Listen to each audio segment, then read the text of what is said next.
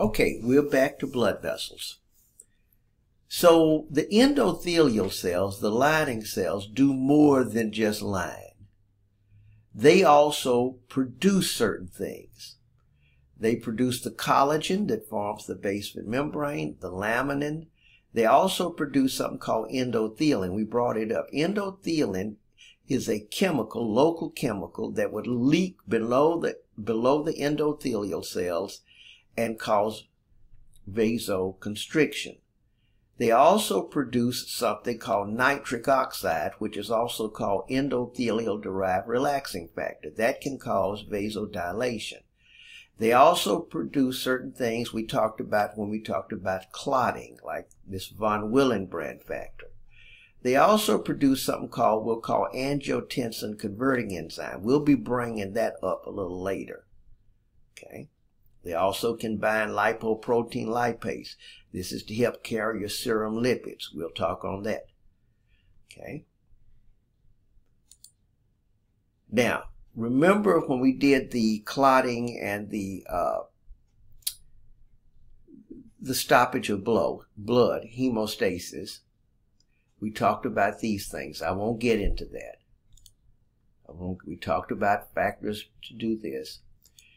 Here's smooth muscle. You may go back to ANP1. Smooth muscle, what I want to bring up really here's some stuff, is that just like cardiac muscle, now listen to me, just like cardiac muscle, a lot of the calcium comes from the outside. See, in skeletal muscle, as we mentioned, the calcium's on the inside. So in cardiac muscle, a lot of the calcium comes from the outside.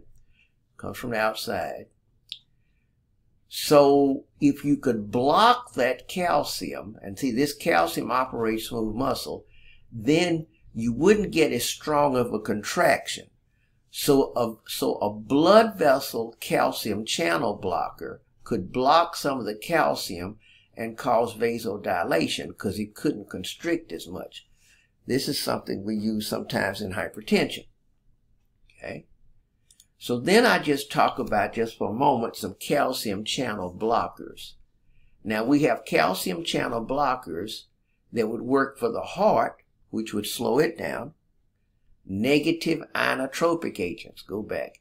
And then we have some just for the blood vessels. Many of them work on both, often used to reduce systemic vascular resistance. So here we're just speaking of some vascular calcium channel blockers. So I want to just bring that up, that a vascular calcium channel blocker could cause vasodilation. It could decrease vascular resistance. Just like a cardiac calcium channel blocker could decrease the squeeze down on the heart, the inotropic, all of which could help with lowering your blood pressure. Okay. Now, here, we don't have to discuss. We already talked about all of these things far more extensively. So I can skip all of these right here in this particular PowerPoint. All of that we've discussed in a separate. All of this here. Skipping all of that. This. So now we're back to this, which we've already discussed. The elastic arteries, which we talked about earlier. Okay, nothing to say there. The distributive arteries, we talked about earlier. You can also look at this PowerPoint here for some further elucidation. Okay. We said that the arterioles are the resistance vessels. And the point I was bringing out is that coming out of the heart, you have to have a high pressure, because you got to send blood all through the body. But when you get to the capillaries, you don't want to blow them out. So here's an arteriole. When you get to the capillaries, you don't want to blow them out. They're thin wall to do diffusion. So if you look here, here's pressure on this axis. Look at how the pressure drops off considerably in the arterioles, because the arterioles can do tremendous vasoconstriction.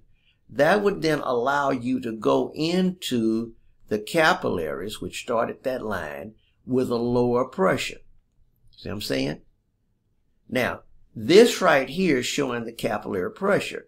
However, if you vasodilated the arteriole, the pressure in the capillary would be higher because you would have opened up the vessel. If you vasoconstrict, the pressure here. So this pressure is not set in stone. It could go up and down based upon how much the arteriole vasodilates or vasoconstricts. If it vasodilates, more would go into here. If it vasoconstricts, less would go into here. Okay, so that's the resistance vessels. All right. So now we go into the capillary and the capillary bed. Okay, we have true capillaries. There are 3 types of true capillaries we have. 3 types of true capillaries we have. Okay, the continuous, the fenestrated, and the sinusoidal. They all have to do with degree of permeability will come in. So we're looking first at the players in the capillary bed. The true capillary, 3 types we'll talk about. The met arteriole. Met means after. So it's after. These are tiny blood vessels that have smooth muscle. See, capillaries don't have any smooth muscle. So this is a transition vessel between an actual arteriole and a capillary. It's a little transition. It has some smooth muscle, but not nearly as much as a true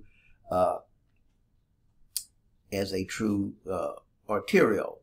Then we have these things we call the precapillary sphincters. Let's go here. Let's look at a picture here. So we have the arteriole. Then we have this met arteriole, which has a little smooth muscle. Then we have these precapillary sphincters, which are rings of smooth muscle that go into true capillaries. Okay, precapillary sphincter, right before the cap. They can open and close to channel blood, these precapillary sphincters. Then we have the thoroughfare channel. The thoroughfare channel would be this. That means you would go straight through like the freeway to this side here. Straight through to the freeway, that side there. Okay. So the capillaries are exchange vessels. They do diffusion. Why? They have a lot of surface area. Remember, look back at the diffusion equation. And they are thin. And they are thin. There's my diffusion equation. Here's the capillaries again. Okay, here's the capillaries. Okay, here's the blood flow. What the precapillary sphincters do is vasomotion. They kind of undulate, open and close. They give an intermittent flow. Here is, now let's look at what we got here. Remember in our mathematics section, we talked about velocity of flow and rate of flow. Velocity of flow and rate of flow. Okay. The capillaries, you can see, increase the total cross-sectional area. Because of that, the velocity of flow goes down. Now the rate of flow, remember, is uniform.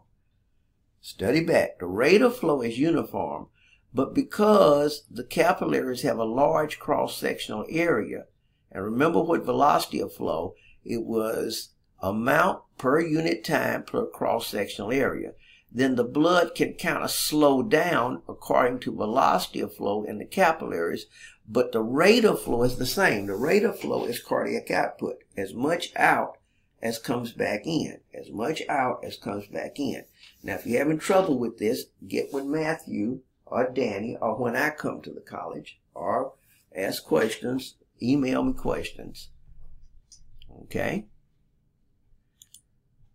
We said there were 3 types of capillaries. The continuous, which are the least permeable, the fenestrated, and the sinusoidal. Here's a picture of those. The continuous have the inner endothelial cells kind of come together. That's the continuous. Not completely, because there are still pores between them. Remember, cells can only get so big. That's but they have the least amount of permeability. The fenestrated have little fenestra, little windows in. They are more permeable. That would be like in the kidney. And then the sinusoidal, the endothelial cells don't even touch. This would be good in the bone marrow. Remember, bone marrow has to let cells into the circulation. So there has to be large enough holes to let blood into the circulation. So 3 types of capillaries, and their location depends on how much permeability is needed in that said organ.